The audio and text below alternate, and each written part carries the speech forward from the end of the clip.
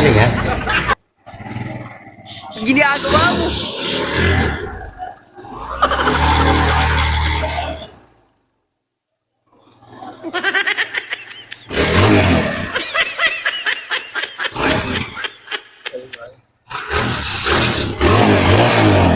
Ayan mga idol, pakinggan nating mabuti kung ano yung kumakalansing na yun, kung ano yung tunog na yun, bakit siya may kumakalansing, ano kaya yun.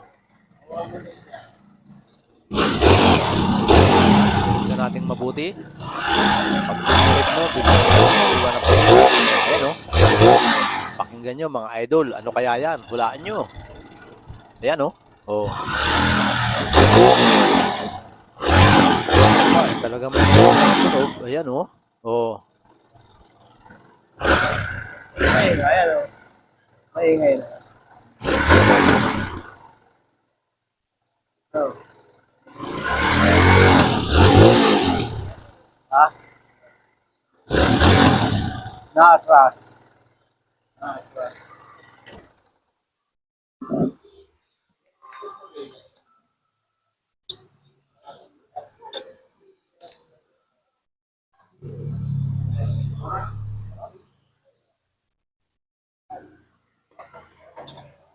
Ayan mga idol. May maingay sa tunog. Lumuluwag yung kadena niya. Sira na yung tensioner. Nagre-release na.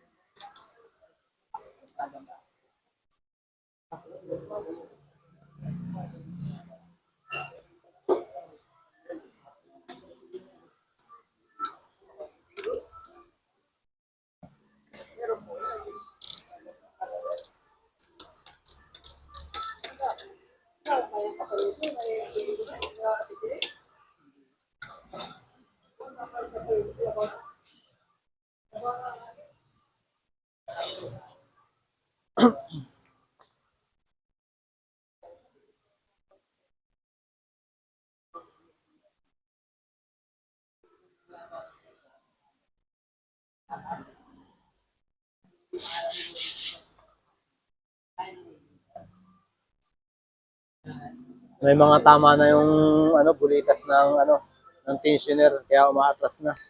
Yan o.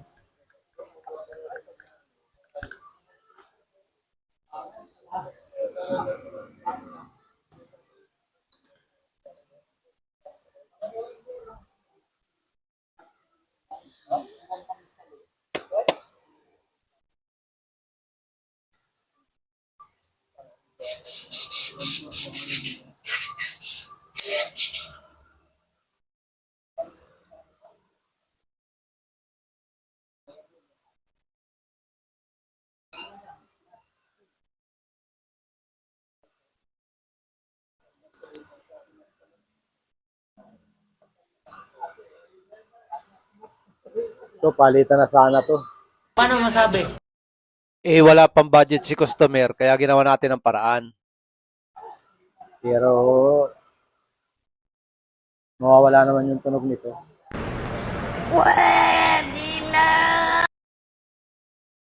Kaya yun pa rin ang ating ibinalik mga idol. Ginawa lang natin ang paraan para mawala yung umiingay.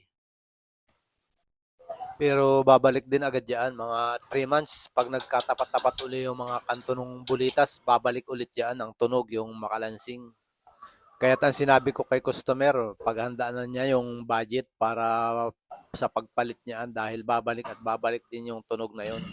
Pinakamababa, 3 months, babalik din ulit yun. Kasi magtatapat-tapat uli yung niyan, yung mga kanto ng bearing, may mga tama na yung bearing. At saka yung pinakang housing niya, may mga gas-gas na din. Kaya yun mga idol, yun na rin ang ating ibinalik na tensioner. Tapos yan, lagay na natin ang takip para ating mapaandar na rin. Para mapakinggan kung talagang nawala. Pero talagang wala yun. Mawawala yun kasi na-reset na yung tensioner.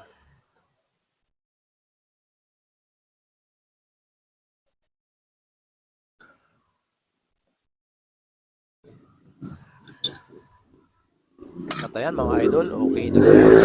Paan na rin lang natin. At okay na. Back to normal na ang tunog niya. Ayan o.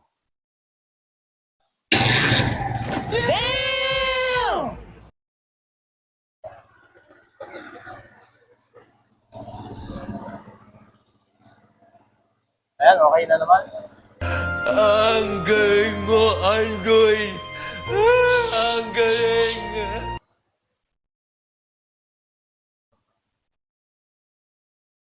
Ginagawa mo!